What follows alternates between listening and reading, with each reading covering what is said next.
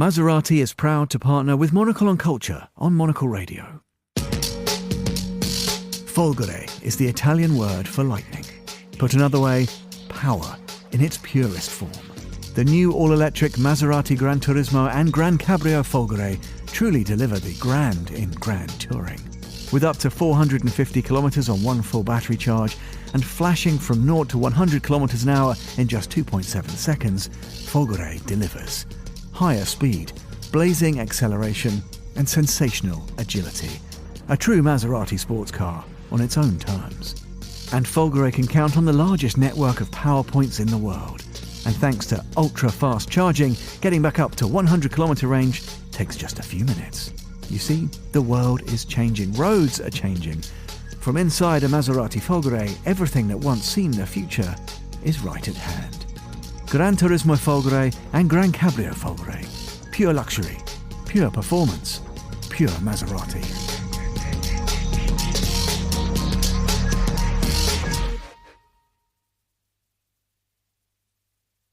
When you think of great design, you think of elements coming together. A periodic table of excellence amalgamating in a physical form. It could be architecture, furniture, or food, and we'll address all of those in due course. After all, we're in Italy. So yes, those elements, but also something even more emotive. 4 wheels and a beating heart. We are in Italy, after all.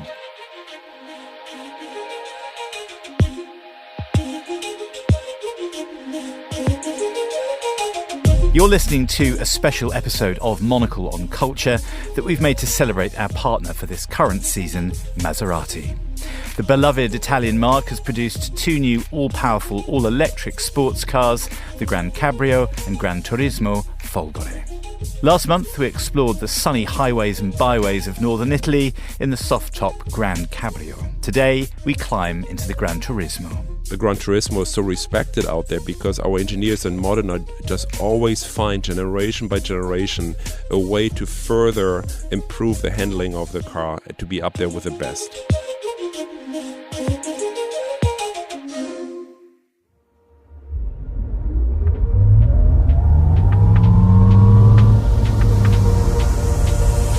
The Gran Turismo propels us on the second half of our elemental adventures through Italy. This time in a circuit from Maserati's Modena, we're headed into Tuscany and to Lucca for ancient walls and the sort of city civility that shows off the Gran Turismo Folgore's fine manners. That purr, an electronic update, sure, and every inch audibly a Maserati.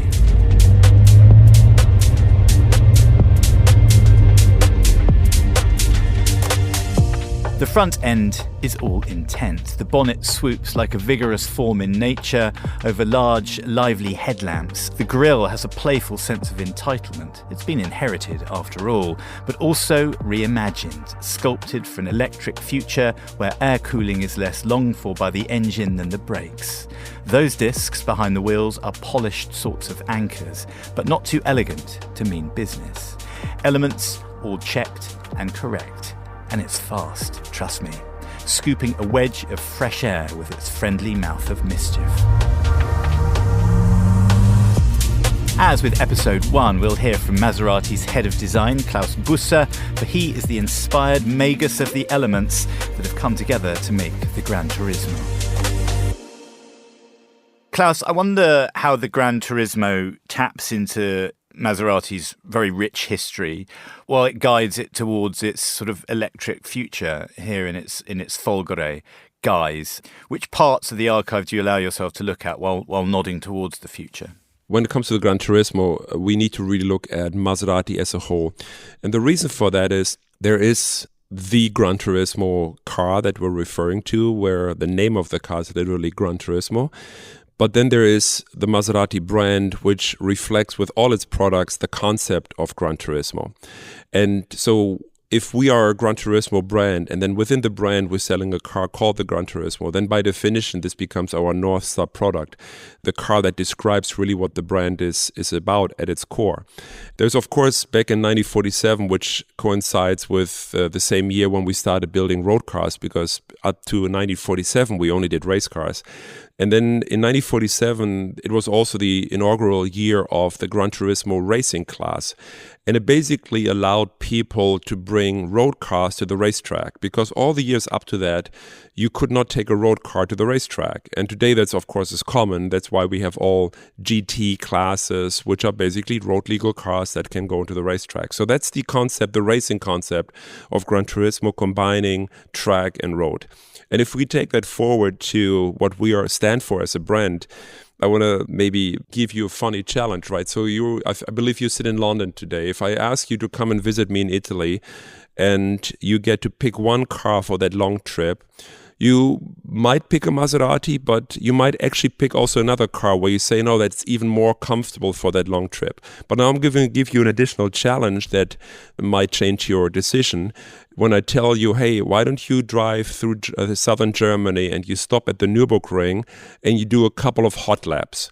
And then, of course, if you now have to find a car that is comfortable and stylish for a long trip, but at the same time can do hot laps on a racetrack without looking out of place, then suddenly there's only 2-3 brands in existence that kind of represent this kind of classification of cars, which is what a Gran Turismo is all about. So because of that, when we then design a Gran Turismo, of course, we need to look at what Maserati stands for in totality. I love that answer, and I will take you up on the challenge. Let's go down to the Nürburgring and and put it through its paces. And I love the idea, Klaus. You speak to the concept of Gran Turismo, the idea of the elegant but speedy Grand Tourer, and it's an amazing way of exploring an entire continent. And I wonder for you, what is the true test of your Gran Turismo and Grand Tourers generally? Is it a continental road trip? Is it the track? Is it a weekend of exploration? Yeah, I think it is pretty much this challenge of combining the road trip and being able to the track. The challenge for us designers, together with our friends in engineering, is to, of course, give you a car that is comfortable on both sides without ever feeling like a compromise, because that's not what a Gran Turismo is about. So, if you look at the latest generation of Gran Turismo, without making the car bigger, we did some real clever engineering work to give you more storage space. And so you can now have the luggage for 4 adults going into the trunk for a weekend getaway. And the Gran Turismo, maybe one of the most defining aspects is that it's a car for 4 adults. It's not a 2+2, it's not a 2-seater with kids in the back. And so you have, as soon as you close the doors, you have this very tight cabin silhouette by design. So you can actually go on that long distance trip, you can go on the weekend trip. But the beautiful thing is you will then also, because driving itself in this case is not only getting from A to B, it's not only going from Italy to northern Germany or London, but it's also hitting the right roads in between. So every time I drive my car to Germany, I'm not taking the tunnels and the highways. I always take the passes, because I love that moment of driving. I love the turns, the twists in the hills, in the Alps. And so the car by definition needs to handle, and that's where the performance aspect of the car comes in. And that's why the Gran Turismo is so respected out there, because our engineers in modern just always find, generation by generation, a way to further improve the handling of the car to be up there with the best. We drove around Liguria and Tuscany in a matte black Gran Turismo, which turned a lot of heads, Klaus, as you can imagine. And it felt super, super sporty. But again, you're enclosed in that cockpit, in that cabin, under the hard roof. It's got a different atmosphere to the Gran Cabrio. Was that important for you, that the two cars, who are brother and sister, as it were, have a different attitude and atmosphere, perhaps? Yes, that's a good catch. So I would say if my heart is beating more on a beautiful Sunday drive in Tuscany or Highway number 1 in nice weather and enjoying the outside world, I'm probably the Cabrio guy. And that's, by the way, who I am with my car that I'm driving personally, which is a Gran Cabrio, as I'm living so close to these beautiful Alps and the lakes here we have in northern Italy. On the other hand, I might be the Gran Turismo guy when I'm saying, no, I actually really like the dynamic aspect of the car. And you will find me occasionally even hitting a racetrack, or if not a racetrack, then very, very dynamic roads, very curvy roads. And it really gives me this kind of sensation I'm truly in a supercar. Indeed, we are. No, it's a fine place to be, and certainly on those winding roads. The Gran Turismo, the coupe, has a really muscular but slim look. In an era when cars, and sometimes, as you allude to, Klaus, especially electric vehicles, are getting bigger and bigger and dwarfing their antecedents, their predecessors, especially in the sporting space. I wonder what the design cues are for you to get the light playing on the car, making it look very fine, yet sporty and not huge. We're not like a heavyweight fighter, right? We're more like a sprinter, and so well-defined bodies. But without going in the world too much of sports, we live in Italy, right? And so one of the greatest creative people that ever walked the planet, and of course here in Italy, was Michelangelo. And Michelangelo's probably most known sculpture is David. And when you look at David is very toned, very defined. The muscles are very, very precise. But of course, he's not heavy. He's not a heavyweight boxer or whatever. So we very much try to mimic with the sculpture, with these muscles of our cars, this kind of tightness. Now, Maseratis were not designed by looking at David and then, putting a human body in the shape of the car. But the reason our cars have these muscles or this kind of topography in the sheet metal comes from back in 1947, when we started putting race cars onto the road. Because prior to 1947, when we did all the race cars, they were mostly open wheelers, and so they had this typical 40s and 30s cigar shape mono fuselage with exposed wheels. There was no need for lights, etc. But when you want to make the car road legal, you had to do two things amongst other things, but two main things that changed the appearance of the car. You had to add lights, and you had to cover the wheels. And so what we did is we kept the central fuselage of the car very low, because our road cars at that time just carried forward the race car engine. So you still had this kind of central race car, and then you would add these volumes on either side of the central fuselage to cover the wheels, and those volumes would then also incorporate the lights. So I hope you can follow me visually, but now if you look at the Gran Turismo, you can see that in the car. You can still see that rather low grille, of course, the low center line. And then you have these bulges, these volumes, the muscles that we're just calling them, that are really only there to cover the wheels and hold the lights. Now, another point on that in that context is, why can we keep the center line so low? Is because of the way we package our electric engine, our battery, so we can keep the center line as low as you can see it on the car, and then we come up to the top of the wheels, and that gives us this kind of beautiful topography that appear like muscles. And I just wonder, outside of your studio in Torino, you're also surrounded by beauty, natural and man-made, churches, artworks, museums, and the mountains that you talked about, Klaus.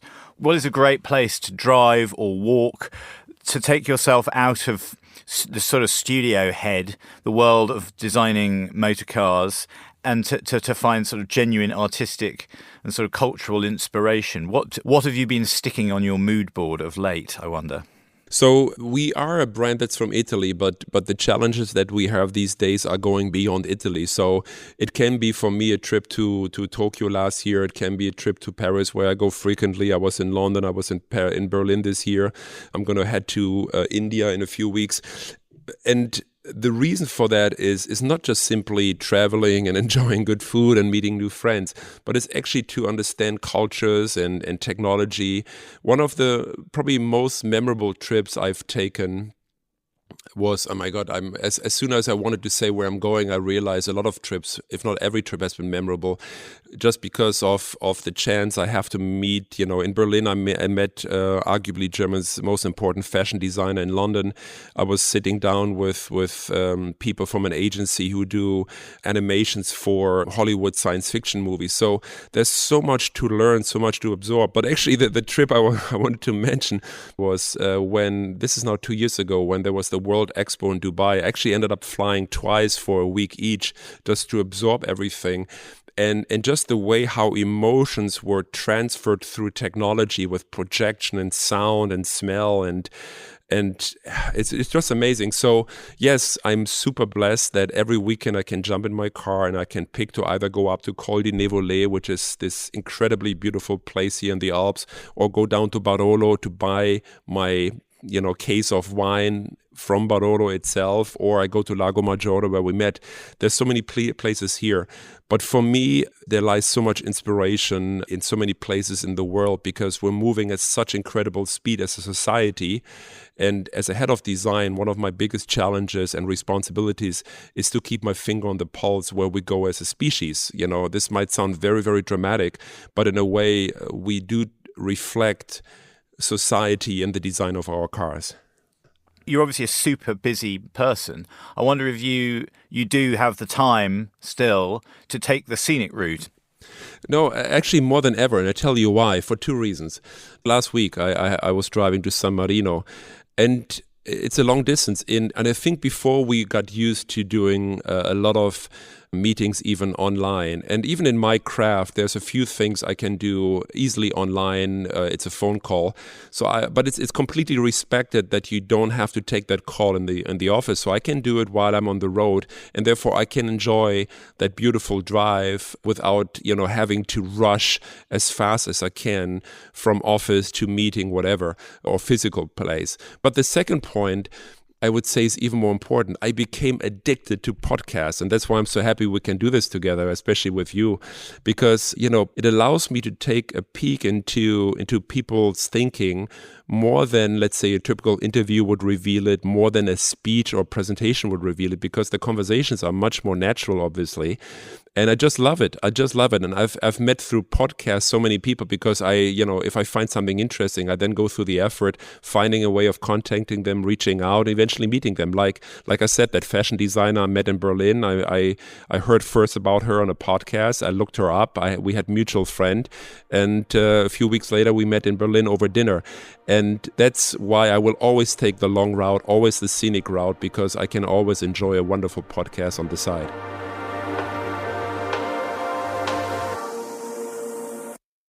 Our own scenic route unfolds before us, the hills rearing up westward from Lucca, the roadside offering hearty mountain gastronomy on breads named tigelle or crescente, their names echoing the road's half-moon hairpins.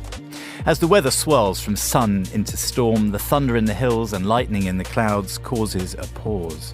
The Folgore is in its element. All is electric. The scenic return to Modena allows for depthless forests, mountains distant in the low sun, before Emilia-Romagna's wide plains and terracotta walls are warming our approach to the food writer Luca Cesari and the kitchen of Luca Marchini at La Erba del Re, one of Modena's finest restaurants. A simple Modenese risotto and scaloppini di miele are perfect witness to Luca's harnessing of locale and of fire and heat to treat us to the elements that mean comfort again at journey's end. After lunch, Luca and I take an espresso in the square to talk about this part of Italy, its incredible ingredients, the food culture and craft of Emilia-Romagna and beyond. The eyes of the world are very much on Modena as a food city these days.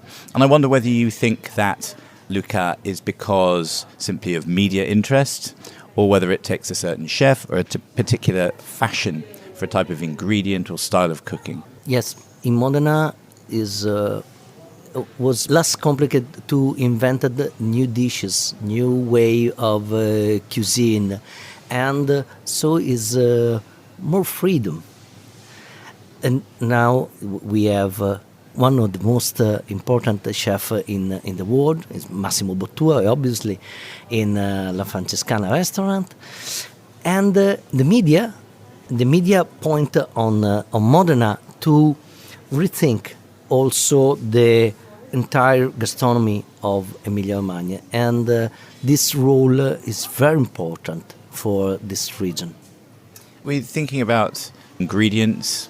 Italian food is well known for being more simple perhaps than some French food. It's very different in its texture and in its attitude perhaps to some sort of Japanese food and things like this. So it's known for perhaps a level of simplicity, but the most high level of ingredients, of quality, and of skill with the chefs and the handling of the ingredients, I suppose. In terms of the difference between south and north and east and west and different regions in Italy, what's the reputation for Modena? How does a chef from Modena or from Emilia-Romagna handle the ingredients? We have excellent ingredients in all the Italy. All the Italy territories make great, excellent ingredients. But no many regions can make this type of quality with this amount of production, like Parmigiano Reggiano, like prosciutto di Parma, like aceto balsamico, balsamic vinegar. And this is a very large amount of products, but with an excellence and high level of production. And these two elements is very difficult to have in one matter of cuisine. The style of food from this part of the country, there are Michelin-starred restaurants, there are trattorias and osterias and all different types of food. What are some of the classic dishes from Emilia-Romagna that we might enjoy in Modena or Bologna or this part of northern Italy? What are the kind of elements that you're playing with? Parmigiano is the king of cheese with the long maturation, and this long maturation and the big forms of cheese guarantee extreme quality, because cheese had a transformation inside. Really, the element of the original milk as transformed.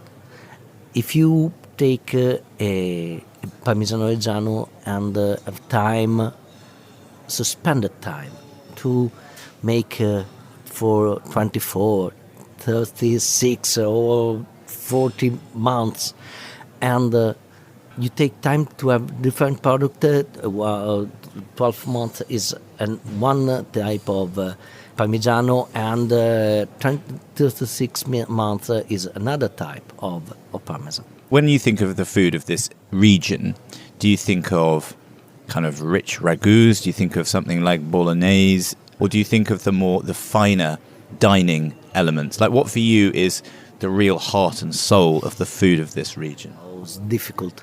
But that's why I asked you. That's why we've got the expert. Italy is related with traditional food. And on traditional food, we created another type of cuisine. But the background is traditional food. Also, Massimo Bottura have a great heritage. Become the century ago the traditional kitchen. And I think if you want to make a great cuisine, a great kitchen nowadays in Italy, you should start by tradition.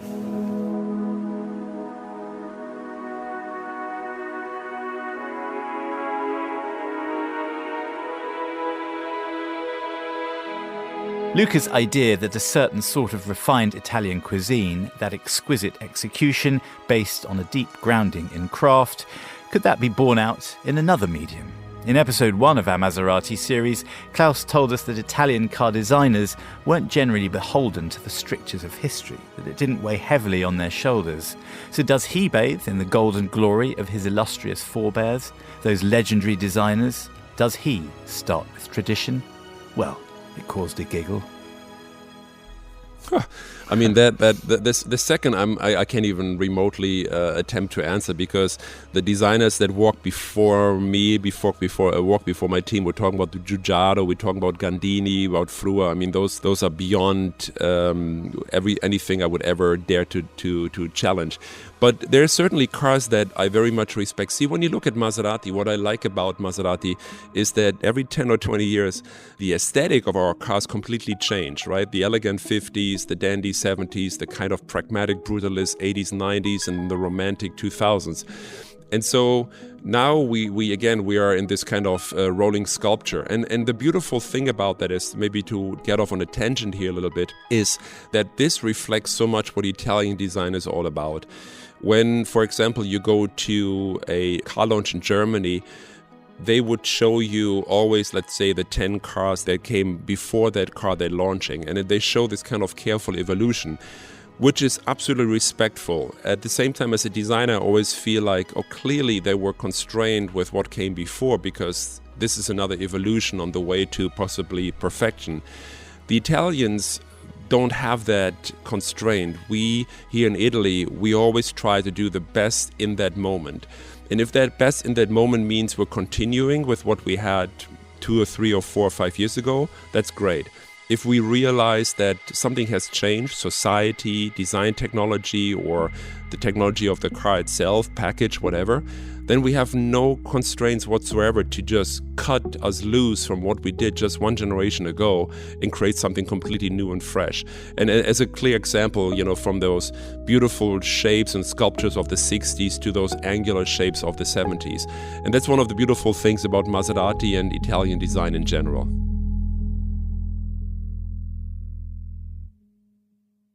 Klaus Busse there, cutting loose at the forefront of a whole new generation of designers, of which he's the master, with the magic pencil and the perfect understanding of proportion and balance that look like speed when they're standing still. The elements combined pretty handsomely to become the Maserati Gran Turismo. Both this and the Gran Cabrio are bold and brilliant sports cars, are grand and generous gestures. Both are happy to harness the elements to leave a trail of broken hearts, sure, but clean streets too. All-wheel drive, all electric, all thrill. The buzz of the future looks like a bolt of lightning, and it sounds like Folgore. Many thanks then to Maserati's head of design, Klaus Busse, and to the food writer, Luca Cesari. This special edition of Monocle on Culture was produced by Holly Fisher, with Steph Chungu and Andrea Gobbi as studio producers. I've been the speedy Robert Bound, and thank you very much for tuning in.